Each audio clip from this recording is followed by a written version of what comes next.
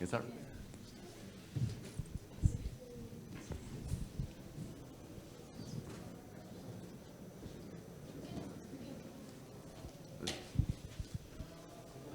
Hi, hi everyone. Yeah, I'm Antonio from the Ethereum Foundation.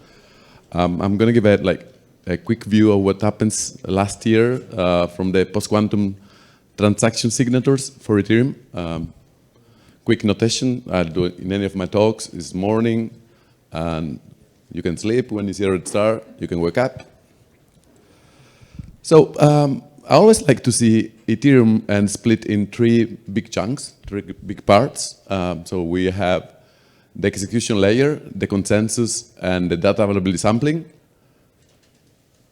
And what do they have in common, these three parts? So the first part, of course, we need to validate the signatures, and the algorithm there is ACDSA.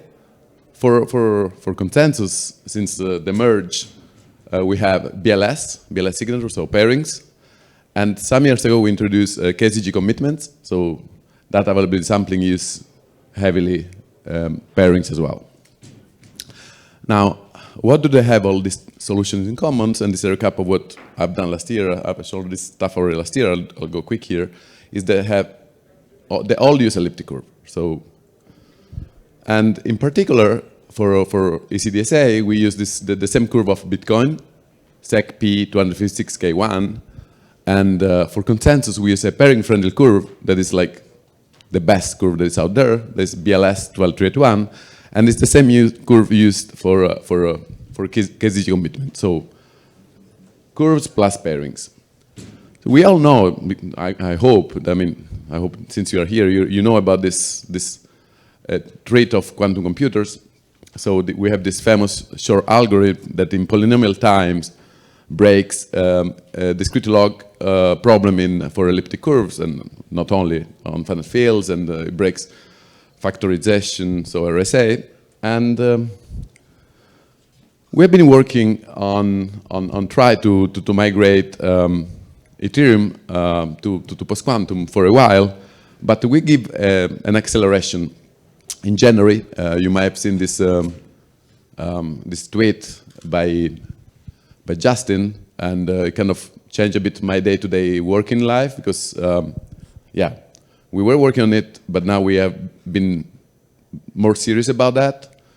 You can find a lot of details on this website, postquantumethereum.org.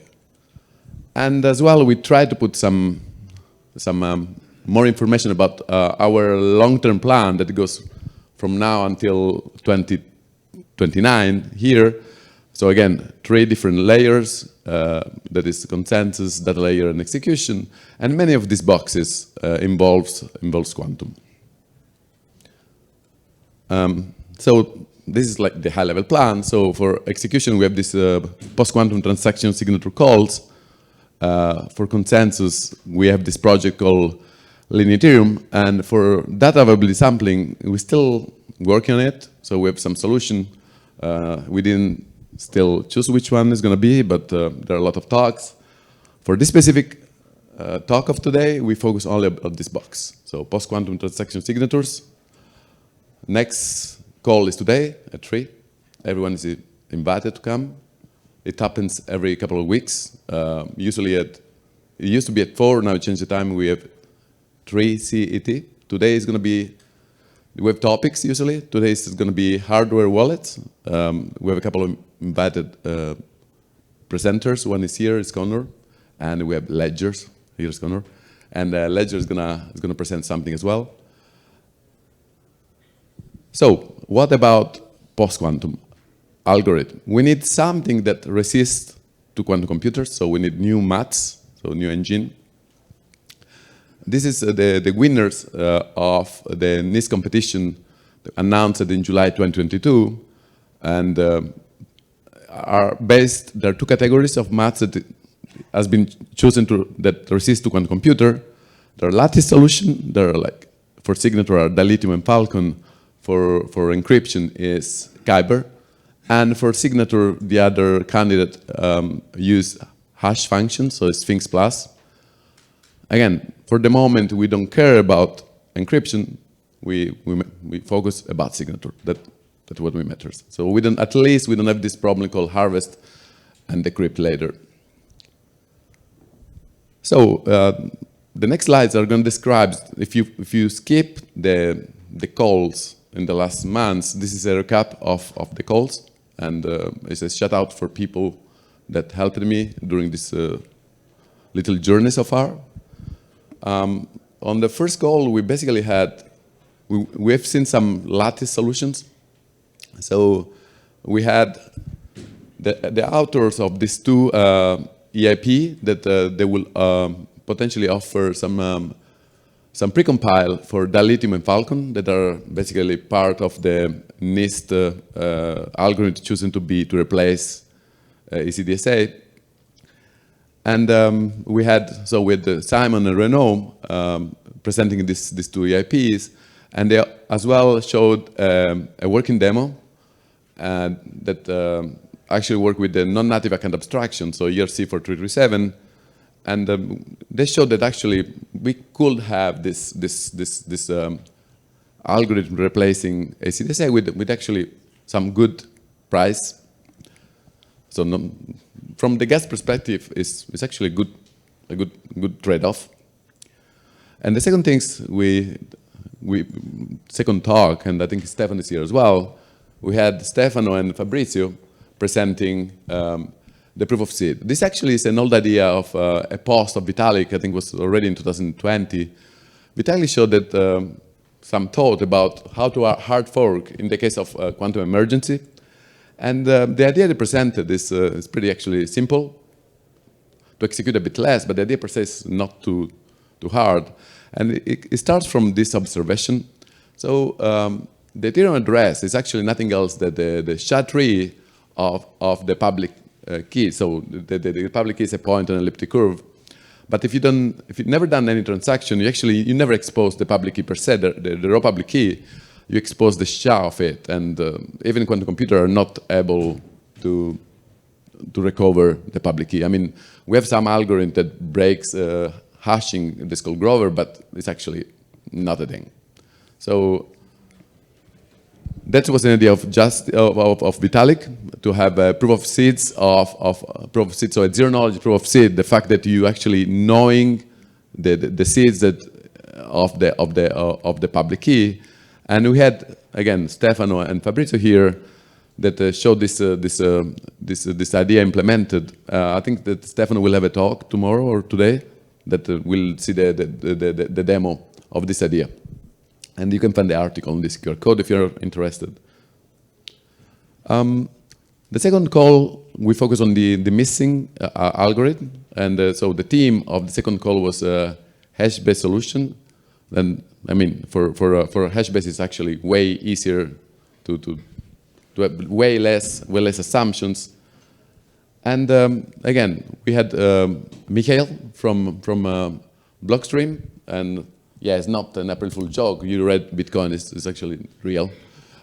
So it showed us a hash-based signature scheme for Bitcoins because they have the same problem. I mean, they aren't special. They will have issues if quantum computer will actually be a thing in a few years. So they need to think about replacing the ACDSA signatures as well. And their solution is based on the most conservative assumption that is hash-based. And after the presentation, we actually had Nico Contigny that had a Solidity implementation of this hash-based solutions in Solidity. I mean, it actually was pretty quick to execute the paper, and we showed a low-gas solution in Solidity with 100 bits of security. It showed different, but some combination were pretty impressive performance. Now, this is the slides I want to spend a bit of more time because it's kind of tells many things. So the size is not the only parameter we are interested at. There are many axes that we need to take in consideration. As you can see, actually, Falcon is the one that gives us the best trade-off for signature size, but it has issues. I mean, you don't see the thing that I want to highlight here, that nowhere we have all greens. So it's in the quantum solution, you don't have something like elliptic curve that gives it all, but it's really about picking your poison. And you have trades-off, and so if you think, for example, Falcon, that you see mostly no red, but the main issue, in my opinion, of Falcon is this one, is the hardware implementation. I mean, to verify Falcon online, so with the precompile or with Solidity, is not a big issue. The problem is signing. It uses floating numbers and hardware that they have actually not a lot of RAM. So they actually struggle. At the moment, it's impossible to, for example, signing using Falcon.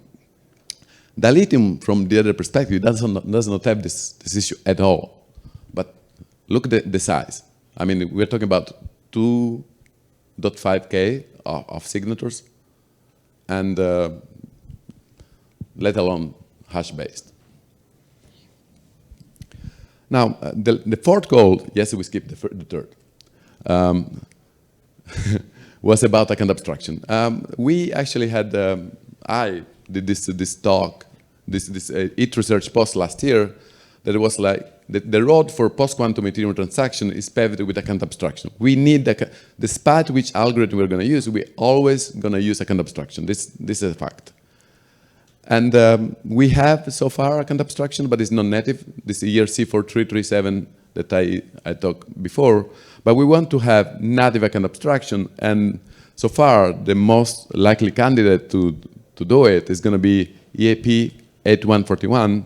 That is called frame transaction. We had a light client presenting it, and we had as well their presenter here on the room. There's two Mateos, and Alessandro, that showed some solution based on account abstraction.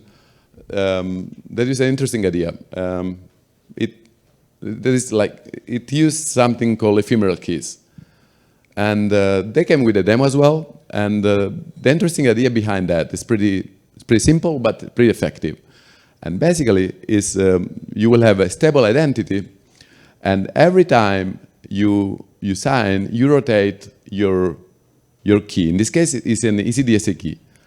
Said that, you can maintain the same UX and doing the same solution that currently in the demo is done using ECDSA, you can do with a hash-based solution one time, like Wintersnitz. And the reason why it will be Wintersnitz or a one-time or few-time solution is because actually the key size of these guys is not too big. It's not going to be many kilobytes. It's not too bad.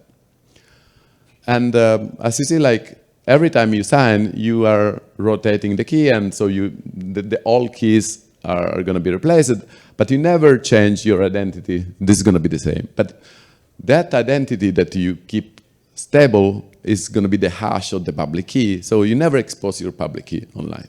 So simple solution, but pretty effective. And all this with account abstraction.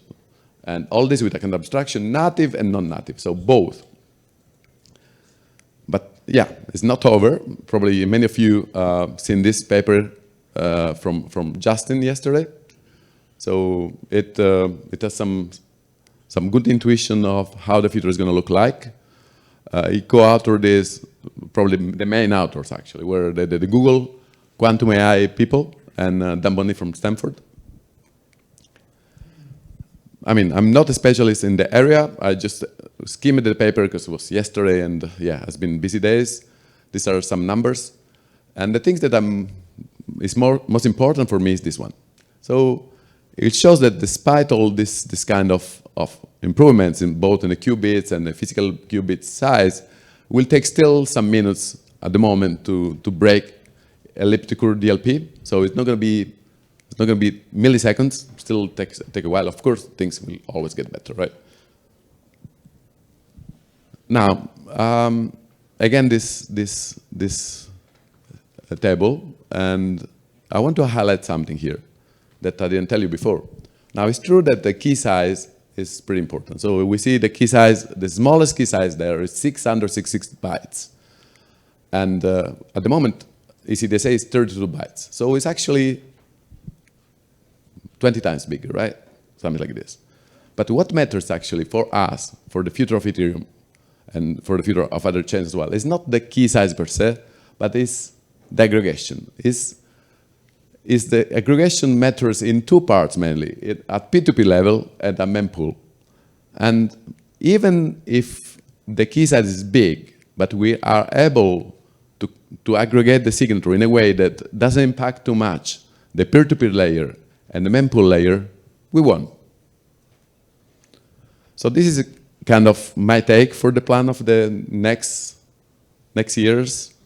So we are now 2026, where we are going to try to implement these ephemeral keys solutions with your help, I hope. And that solution, the main part that we need to focus is UX. So we need to talk to wallet, both physical wallet and software wallet. And hopefully, this doesn't depend on me, but it's ACD, so it's consensus people, the core dev. We need to give us native account abstractions, so we can use account abstraction and this solution that are based on ephemeral keys. And the long-term plan, that this should happen around 2029, hopefully, is Ethereum giving us these aggregated signatures enshrined in the protocol. And with Sphinx, that the solution is super safe because it has only assumptions that are hash-based. But even if the key size, the signature size is big per se, the fact that we can aggregate will not impact too much. The mempool will not impact too much the peer-to-peer. So that's my current take at the moment. Might change tomorrow, I don't know. But this is the best view. I mean, these calls so far showed me that this is the right things to do. Let's see how it goes. And I reserve a few more time for questions, but if you want to see some of these things that we spoke, shout out to Giulio. He implemented a testnet. We got this domain, Daisugi, and he has all the things we mentioned here, so both the Falcon in various forms and the ephemeral key solution that at the moment is using ECDSA. We're planning to put as well ephemeral keys and hash-based with the help of Riva guys as well that are working on wallets and other solutions. So this is the testnet and the wallet, but we probably will have more to come that will integrate these things better. And that's basically it. If you have any question, I'm happy to answer.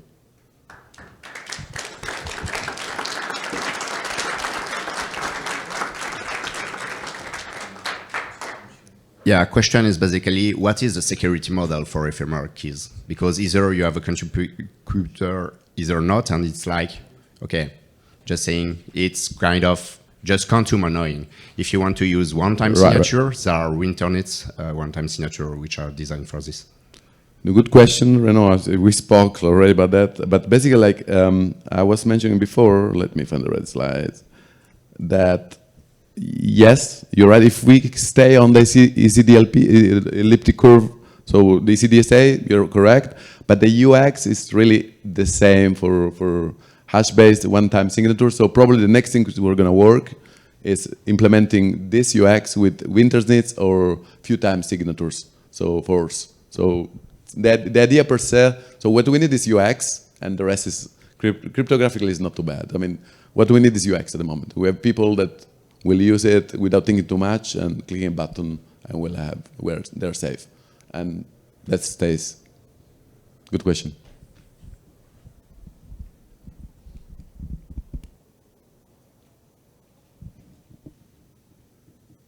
All right, so. Can you maybe expand on the benefits of native account abstraction compared to 4337? So what can we do? Why it's better once we have native account abstraction? I mean, sure. When you have something native, it's always better. So at the moment, it's non-native means, thanks for the question, but it's really good because it's really important for, again, for the UX. At the moment, non-native account abstraction means that you have smart contracts. So the standard is not in the protocol, but you have like smart contracts doing that. Having this in the protocol, you don't have actually to rely on any external contract, and it's really the protocol knows about account abstraction. At the moment, it's something exogenous from the protocol, so it's always better to have this kind of important things inside the protocol. So nothing changes conceptually, but in terms of implementation, a lot. Is there any way to understand, merci, pardon. Is there any way to understand why the 4337 is used? For example, the 4337 may be used as social recovery, maybe used as multi-sig, or maybe used to, implemented, deployed to use some post-quantum algorithm. Is there any way to standardize the usage of the 4337? For example, if I want to check that this 4337 uses MLDSA, why not? Okay. Is there any way to show that this 4337 is used to implement is it deployed to use this post-quantum algorithm? Right. So the beauty of account abstraction is pretty flexible. So you can do many things. You say like post-quantum, you can do account recovery, you can do sponsor transactions. And at the moment it is done like with the contract. In the future, whatever you can do now with 4337, you could do with frame transaction on any native solution, but it's really generic. It's a framework. So native account abstraction or account abstraction is just a framework to allow you to don't be really tied to the EOA that it just does that. It's really like a framework for generalizing a lot of use cases like the one you mentioned. Okay, thank you so much. A great applause to Antonio.